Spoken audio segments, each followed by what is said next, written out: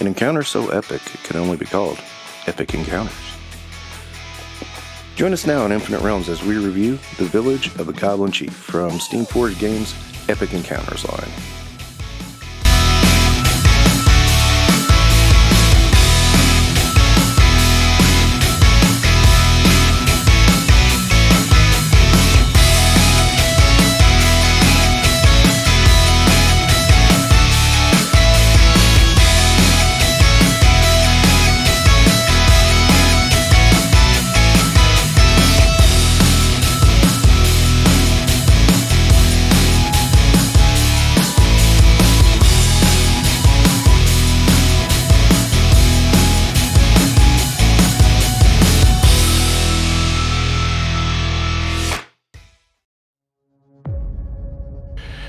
So, I had seen a lot of ads for Epic Encounters, and they kept advertising an adventure with 20 miniatures in a box. I was like, that's interesting.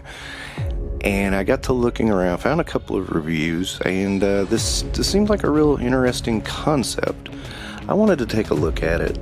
But to be blunt, my Goblin miniatures are a little weak. I have several, but I don't have enough. So I thought I'd start off with Village of the Goblin Chief. Just because I had some interesting looking minis, and I liked the idea of goblins. Now, I've seen a lot of reviews where people love the box art. I'm not gonna say I hate it, but I don't love it either. It's okay. There's some of the colorations, for some reason remind me of second edition Planescape art. And I don't know why that is. I just get that vibe from it. But I don't say it's bad art either. I mean, I'm not knocking the art. I'm just saying it's not the greatest in the world either. It does its function, and it does fine. I'm not going to try to put down the art in any way, shape, or form in that respect. Plus, I'm more interested in what's inside the box anyway. And of course, inside the box you have a map, you have an adventure, and you have the minis. Now, of course, the minis are the goblins. I'm going to get to those in just a second. I want to go over some of the other pieces first. Now, from the pictures I'd seen, I got the impression these maps were going to be bigger, like the older HeroClix maps, but they're a little bit smaller than that. That's not a bad thing. That's not a knock. Just a surprise, a little bit of an expectation. If that's a word, on expectation. Now, moving on to the minis. You get 6 Bloodwood goblins. 3 of them are armed with swords, and 3 of them are armed with bows. Now, of course, you get repetition here. That's perfectly fine. I can see that being a good cost-cutting measure. And, just a little touches of paint here and there, you can make them look different enough. The goblins themselves, they got that kind of sort of gremlins look to them. It's not a bad thing.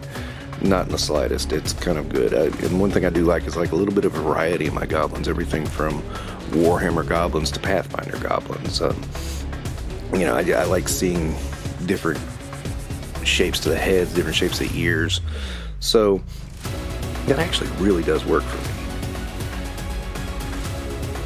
me. And, the ones with the swords, they look ready to fight. The ones with the bows, they look like they're hanging back, just getting ready to draw their arrows of fire. So they're good poses. Again, a little bit of paint. Wouldn't be hard to say these guys are different goblins at all. I've done it a lot with some Warhammer goblins and some Pathfinder goblins. It works real good. So I'll give these easy 4.5 stars, just them alone.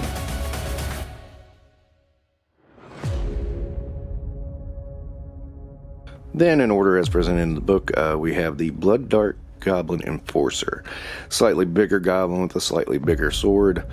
Looks like looks like a little tougher than your standard goblin. You get 4 of these. Again, same pose, but easy enough to paint a little bit differently on each one. I'll give 4 stars. I think my one thing on these is I think you could have limited those down to 3, and then the next one down to 3, and you could have included another sculpt. But I won't take that as too big of a knock. But at the same time, they're goblins. They do kind of look alike, which probably isn't the best thing to say in these days and times, but it's goblins. They're a fantasy race, so I'm not going to feel too bad about it. And up next we have 4 Bloodwood Goblin Frog Chewers. Now, on these I got to do a little bit of a spoiler. The big deal is the frog venom makes them immune to pain, and they take half damage on attacks. So, kind of a fun little creature. We get 4 of those again. Now they're all in the same sculpt again. This one is a little bit too distinct of a sculpt to be to warrant 4. I kind of get what they were doing. They're trying to do different sculpts for different things, and so I'm not, at the same time I get why you would repeat. And again, I have plenty of repeats in my goblins. This one puts a little letdown. I'll still give it 4 stars. I mean, I think conceptually it's a good miniature. I'm going to have trouble distinguishing them because they're all in the same pose. It's like, oh. But a little different from, when a goblin draws a sword to where they're leaping up and with a frog in their hand. I still like it. Don't get me wrong. I still really like it. I just wish there weren't 4 of them. So next, 4 Bloodwood Goblin mounted on Arrow-tongued Tree Frog. I just love this. If you were going to have cavalry for goblins, tree frogs, giant tree frogs is perfect. I just love the idea. I love the concept. I love the miniatures. You get 2 holding 2 swords and 2 holding bows. Perfect. Perfect amount again. I laugh and at the same time enjoy this. It's like one of those things I wish why did I never think of this before now? What I keep thinking. I've been a dungeon master for a long time.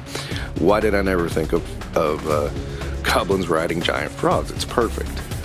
And it's hilarious in some ways, and in some ways it's perfectly practical. I dig it.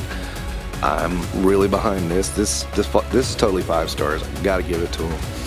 This was a really nifty idea and a nice couple of miniatures, nice 4 miniatures you get out of the box. Definitely my favorite of the set. They're really cool. Really like them. The last of the goblins are the Bloodwood Goblin Hitman. This one is actually the one that sold me on this pack. I want to say I was watching Gallant Goblin, although I'm not positive on this. And I saw the ad, and I saw this guy with his tree mask, and I went, that guy's cool. What is that? And I kind of did a little bit of research and found out.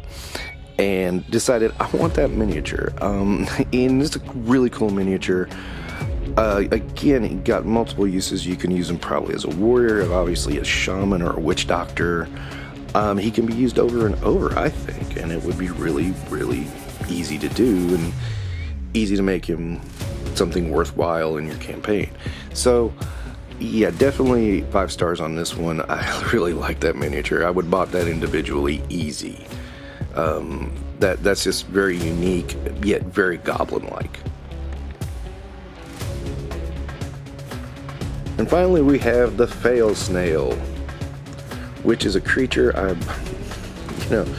I can't say I've ever loved, but this conceptually, the way this one is set, I like it a lot more than I have most Fail Snails I've ever seen. This is a really cool one. I really dig it. Gonna give it 4.5 stars. I'm still not a big fan of the Fail Snail, although it plays a big part in the story, and definitely is warranted in this box set. So I will say that, but yeah, definitely the Fail Snail is a winner for me, and really helps round out this selection of miniatures. That makes it that much better, in my opinion. So tying everything together, the adventure, the map, the miniatures, I would give this box set 4.5 stars easy. I would highly recommend seeking these out. These are very interesting. If you, for one thing, they boost up your forces really quick with a lot of miniatures. And you can fill out your armies of goblins. There's an orc set. There is a serpent folk set. There's some more sets. I plan to review some more soon. Stay tuned for those. But for now, I'm going to wrap up the Goblin Chief one and point out that this leads directly into another adventure with a Hydra. That one I've got my eyes on as well. And thank you for watching Infinite Realms. Don't forget to like and subscribe.